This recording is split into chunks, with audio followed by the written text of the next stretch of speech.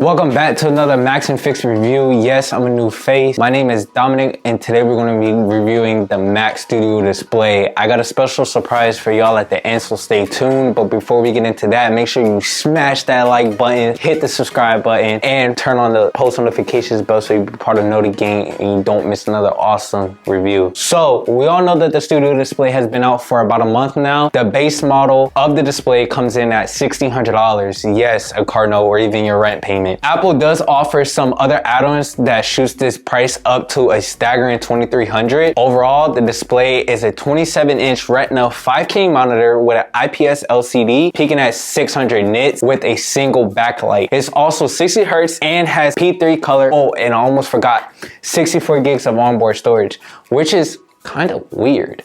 The display has your generic features such as a webcam, speakers, and USB-C ports. For the price point that Apple has this monitor starting at, isn't too bad for the build quality. I mean, you're getting a 12 megapixel ultra wide camera that supports center stage, triple microphones, and some decent speakers. Fun fact, the 12 megapixel camera is powered by the A13 Bionic chip that ran the iPhone 11 lineup. The speaker system totals out to 6. So what I mean by that is that you're getting 4 sub-canceling woofers and 2 tweeters. For built-in speakers, that's pretty good. The display also has built-in power supply. Now that kind of sucks due to the fact that you can't remove the cable. Well, technically you can, but you have to pull really hard and it's a 50% chance that you may break the display unless you got another $1,600 to spare. Go for it. But there's a tool that techs at Apple use to remove the cable. I mean, when it comes down to that, honestly, anything happens to that cable, like if your dog chews it up or if the cable just goes bad, like you got to send that whole thing back to Apple and nobody got time for that. It's better just to go and just, replace the cable, but yeah. Now let's get into some add-ons that drive this price up to a down payment on a car. Yes, literally a down payment on a car. So for the base price, you have the option of getting the VESA adapter that you can mount to a standard TV wall or desk mount, which allows you to put the screen in landscape or portrait mode. Or you can just get the regular tilt stand that tilts 30 degrees. For an extra $400, you can get the tilt and height adjustable stand that extends to 105 millimeters. Like, dang, you guys spend extra $400 just to adjust the height, basically, like literally, like to go like that. That's $400. Oh, you want to raise it? $400 right there, gone. Apple is taxing. Now, that's just for the stand option. On the screen, you have the option for nano texture glass. That's an extra $300. What the nano texture glass does is that it minimizes the glare, but keeps that high quality image when working in bright areas such as the sun. So if you're in a workspace that has natural light coming in, this may be a good option for you. Okay, so many of you are like, those price points are super high. Yeah, you're right. Compared to other displays such as the LG Ultra Fine 5K display, it's literally the same specs as the Studio Display. It's a 27-inch 5K display at 500 nits with a IPS LCD, 60 Hz, P3 color, and it's priced at $1,300. So already right there, you're saving $300 with the LG screen. Let's take a look at some other screens like the Dell Ultra Sharp U2720Q.